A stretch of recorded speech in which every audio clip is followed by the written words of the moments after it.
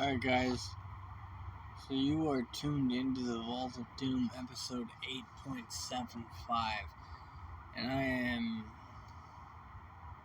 broadcasting to you with software that does not have a watermark.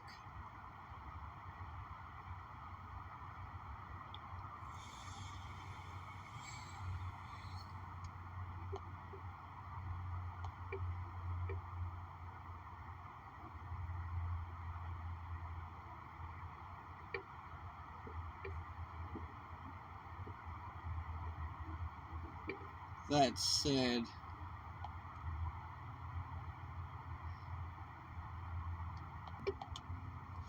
there's a bunch of metal we gotta cover right now.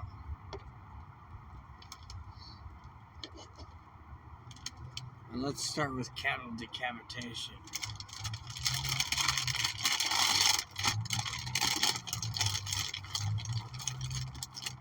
A band that is completely fucking dedicated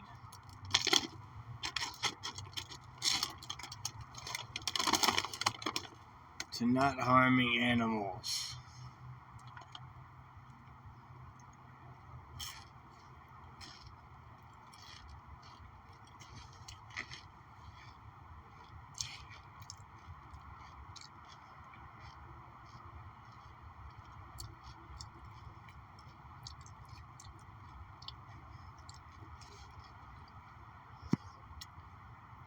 According to Metal Hammer, Travis Ryan's cattle decapitation is extreme metal's most presciently pessimistic band, as they talk bug and monsters, betrayal by Metallica, and playing arenas with the Moooore. You should certainly check out these fucking guys and what they're actually doing for the animal community. For you will certainly find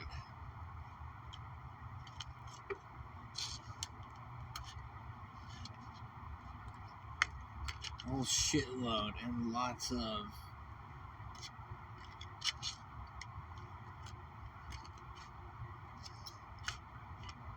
accuracy on what they're saying.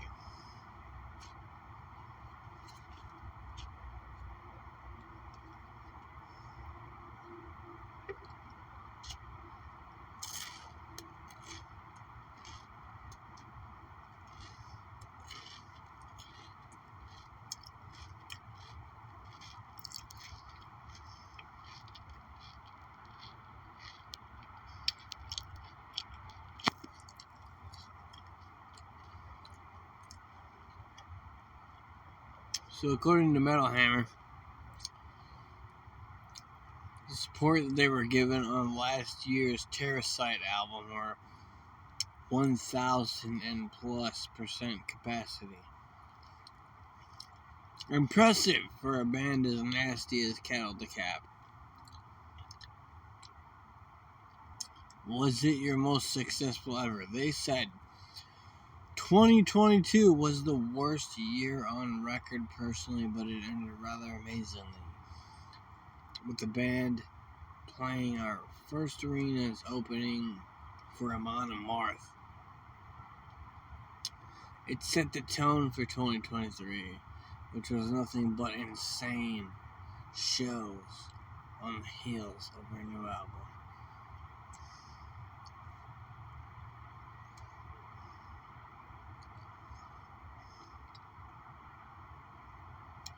I mean, listen to these guys for even more than 5 seconds, and you'll just be like, hey, alright, these are the new underrated fucking... This is the new underrated fucking group. For sure.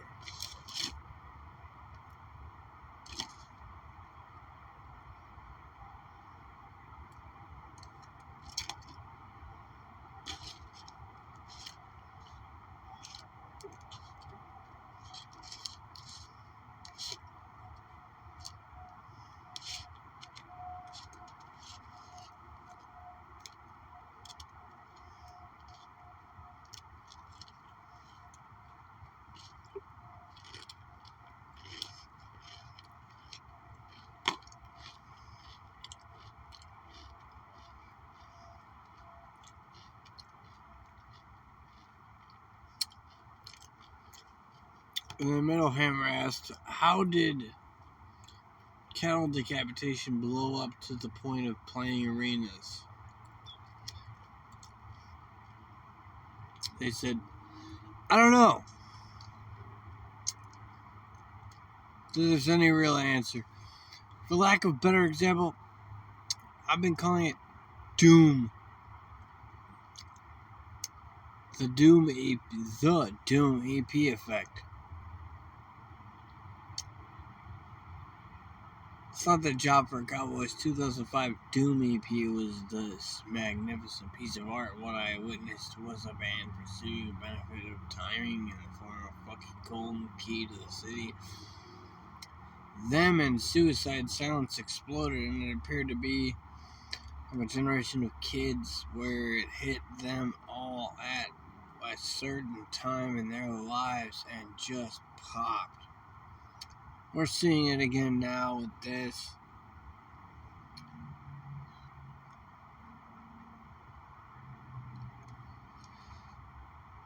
What third wave of deathcore and this new wave of old school death metal?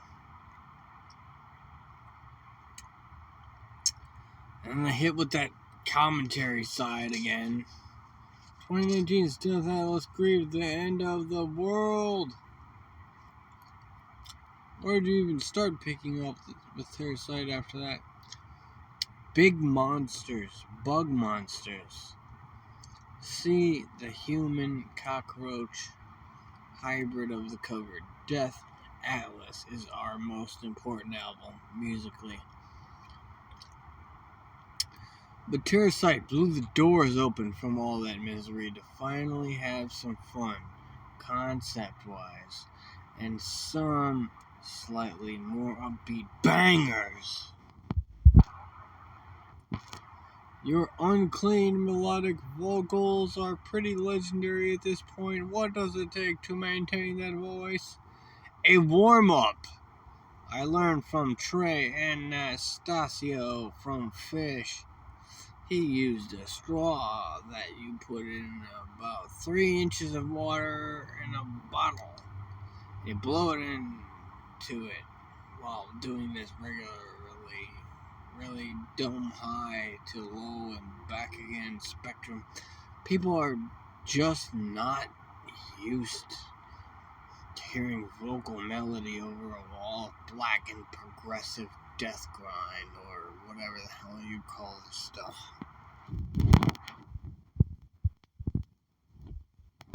Excite you to sneak these experimental elements into death metal records? Since the beginning, I have always wanted to subvert the death metal paradigm. I'm considered by some to be a death metal elitist. But in the early 2000s, we were pariahs of the local death metal scene. I feel we're now relishing in the fruits of our labor. How much of your lyrical content should be taken as literal calls for social and political action versus leaning into the blackest for extreme artistic expression? And he was like, when reading the lyrics, you'll see that I mostly use the words we and us when describing humans' adverse interactions with the planet, its resources, its organisms. I've never claimed to know the answers, but I sure do a lot of bitching and complaining. I can't say there's a direct anything in there other than a disdain for our species. And then Metal Hammer was like, now on our 8th album, you're more popular than ever. How did you manage to avoid being one of those bands who are defined by their first few albums? He was like, in this manner, cattle decapitation are truly an anomaly. In the late 80s, though, around 1992 or so, I was one of these. the first 4 albums kind of guys. The Black Album was absolutely reunious to the way I viewed bands and music at the time, as I just wanted to hear things get faster and more aggressive. It told me that you may one day feel that your heroes can just turn on you and put their middle finger right up against your face while smiling all the way to the bank. And they'd be like, "Do cattle decapitation get much of that?" And he was like, "Hold on, I gotta take a break." But after he took a break, he was like, "There definitely are few out there who feel that's what our best stuff was, but they're practically silenced by our fans of our last 10 years of output. It's one of the reasons we don't play the old stuff live anymore. The crowd dies down when we do. Getting older is a trip, but seeing your band rise and do what you always wanted to do as a young adult adds considerably to the mind fuck that is aging. I thank you all from the depths of my heart, from the superior section of its aorta to its distal, inferior ventricular counterpart. May you survive everything that's coming. And then the announcement from them is that Terracite is out now via Metal Blade Records. Cattle Decapitation, the UK tour, United Kingdom tour, starts in Brighton on March.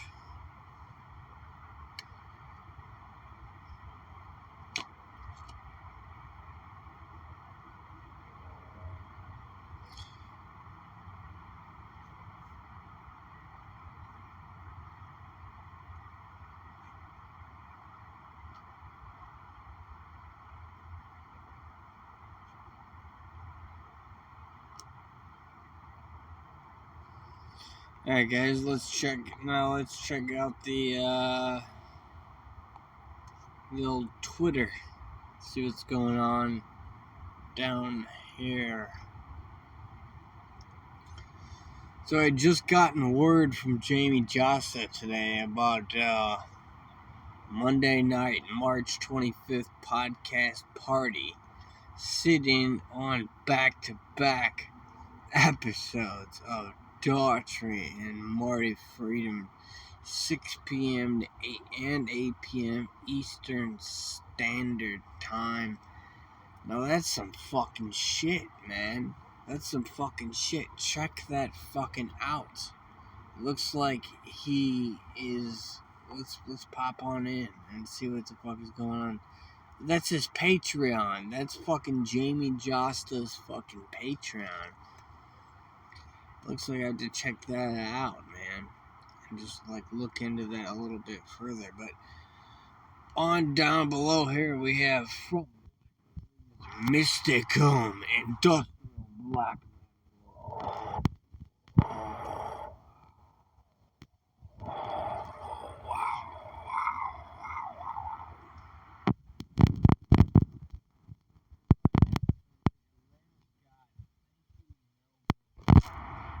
You ready, Sydney?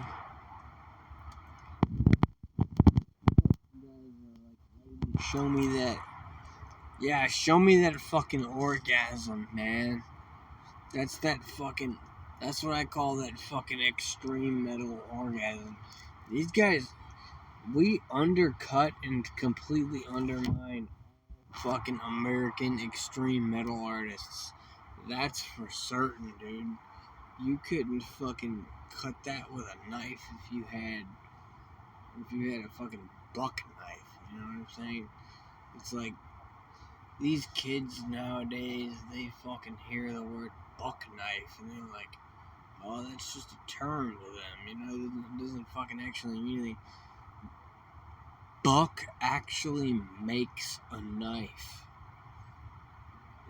Like, and they mass-produced the knife called Buck that, like, you can purchase at the store. Like, you can walk inside of a store and say, I'm looking for a Buck knife. And then, like, if somebody says no to you, then you literally immediately turn around right away in search of your Buck knife. And then you fucking go into a gun shop. People selling, like, guns and ammunition. And then you fucking say, hey, I'm looking for a fucking Buck knife. Like, that's what I have come here for.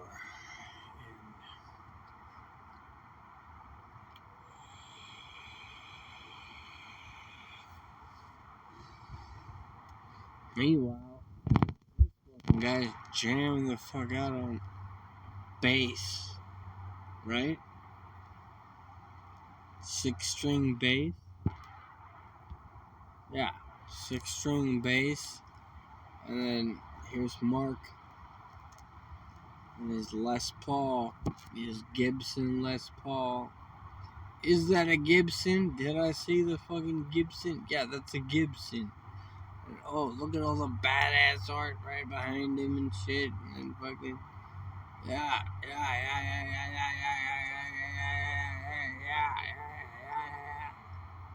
What else we got here? Some random ass shit, basically. Like, somebody has their hand in the way. It's like, hey, your hand, excuse me, but your hand is in the way.